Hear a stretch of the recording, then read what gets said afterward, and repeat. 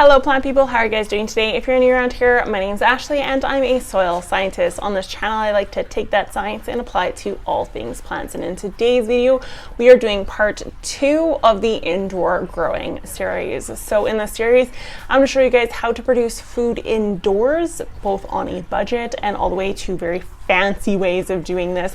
So if you missed the first video, be sure to go check that out. It is all about lighting, grow tents, that sort of thing, what you can get away with and what you can't get away with based on what you are trying to grow. So I'm inside of the large tent that I showed. This is the third tent in the video, which is the Mars Hydro tent that has the dimming lights. Inside of this tent, I intend to grow lettuce on one side and then a flowering plant on the other, such as a tomato.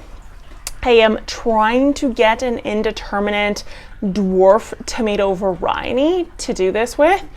Very difficult to find. So if you guys have a link or know of anywhere I can get that, please do let me know.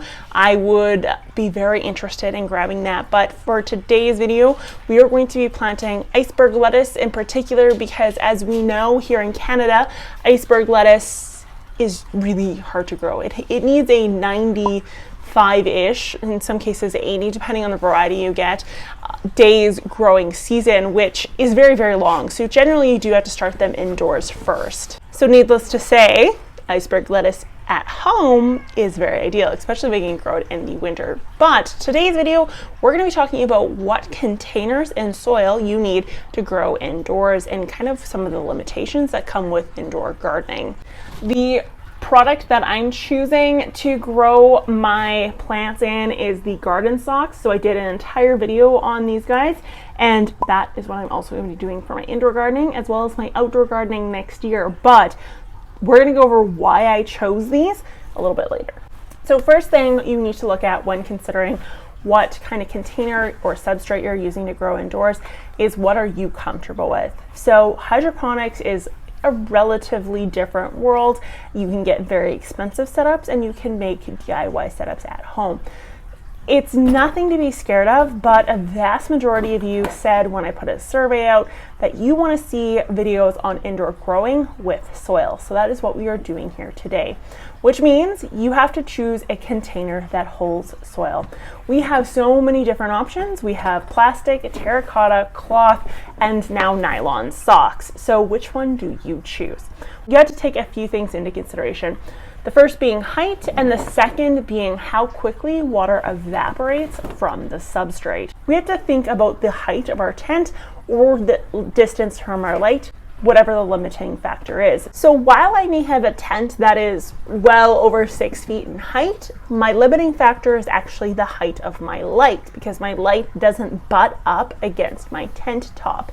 The reason I say this is because if your light does not have a dimmer, or if the plant gets too close to the light, you can run the risk of stunted growth because it has nowhere else to go, or you run the risk of actually burning your leaves if you don't have the dimmer. So keep in mind, you want your plant to be approximately 12 inches on average away from the light.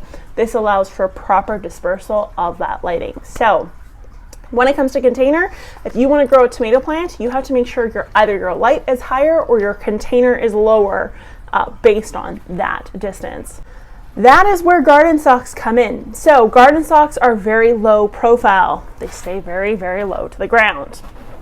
As you can see, it is a flat pancake, but my soil volume is adequate, meaning I'm not going to have to worry about watering or lack of water because I have soil volume. It just goes outwards instead of up and down. So very cool idea. And inside of this, you could do 2 tomato plants, or in this case, I'm going to be doing 6 iceberg lettuce heads.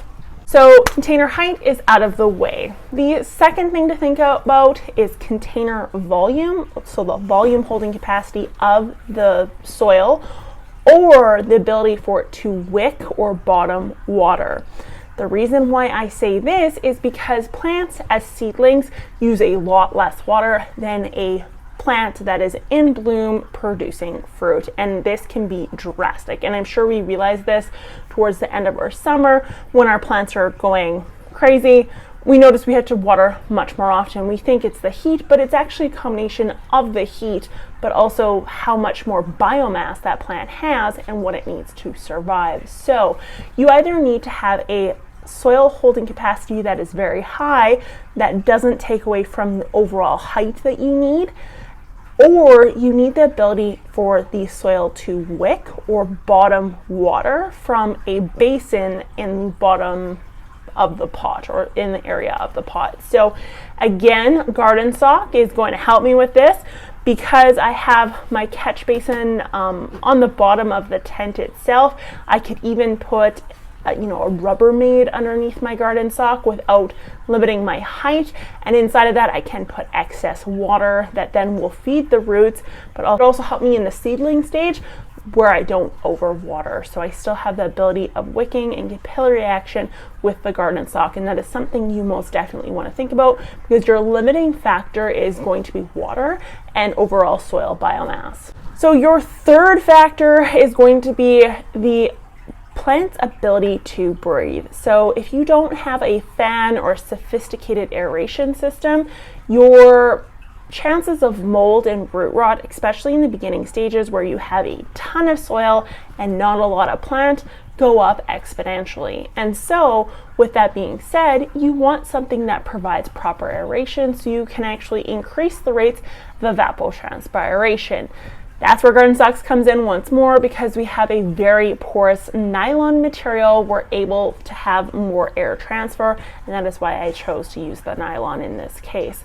So keeping that in mind, you could also use a cloth pot. You're not going to have as high of rates of evapotranspiration, but if you use a plastic or a coated ceramic, you really want to make sure you are not overwatering, especially in those beginning stages, if you don't have the adequate amount of airflow. So when it comes to soil, what do you actually plant the plants in? And in the case of the GardenSoxx, I am using just potting soil. Now they do recommend using straight compost, which is just fine.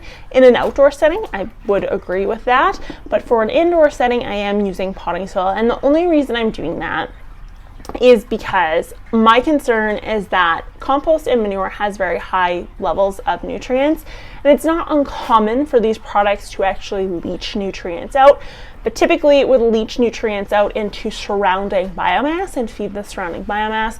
Because I'm in an indoor setting, I don't have the ability to leach. All my nutrients is going to sit stagnant. I don't want any sort of bolting or excess nitrogen sitting in my system, which this is my system right here. And so that is why I chose potting soil for this example. And I would do that in any indoor gardening scenario. You don't want to use straight compost, you don't want to use straight manure.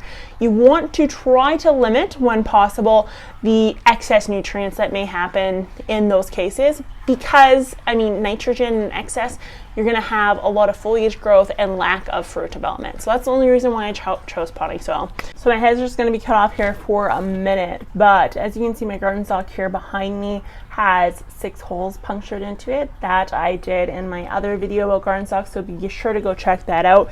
But when deciding how many seeds to put in each section or in each area, you want to do 3. That's my rule. And you're not going to keep all 3. You're going to end up terminating 2. If 3 show up, you're going to end up terminating 1 if 2 show up. But it's just a security deposit. So you're putting 3 seeds in as a security deposit for the future. Now I'm going to be putting, and I'll show footage of that, but I'm going to be putting plastic solo cups over top of this until everyone germinates. The reason for this is because the rate of evaporation in this is very, very high, meaning I could run the risk of the seeds drying out. So to keep that moisture up, I'm going to either, maybe I'll just do a saran wrap around it until my seeds begin to germinate, and then I will pull that saran wrap off because I'm then in the safe zone. So 3 seeds per area, and then I'm going to give it a water, and then I'm going to wrap it up in saran, and I'll show you what that looks like. Okay, so that's what the final product looks like, all nicely watered. You can see there's lots of water on the ground. That is my future home for my tumbler tomato experiment whenever I find a determinate variety. But anyways, that is what he looks like. As you can see, I've got a little bit of water on the bottom. I'm expecting that to soak up and be done. Future Ashley here. I completely forgot to mention that it does come with an irrigation kit. So if you watched my outdoor GardenSoxx video, you would have noticed that I installed an irrigation kit and I showed you how to do so. With the indoor kit, I am skipping the irrigation. Now they do recommend you use it because it will give even distribution of water within the GardenSoxx. However, if you do just have a container underneath or a catch tray such as what I have, capillary action is going to do the same thing. So you're going to water to an excess so that there is a small film of water on the bottom of the catch tray, and then the catch tray will, through capillary action, pull that water up into the soil system. So that is why I skipped the irrigation.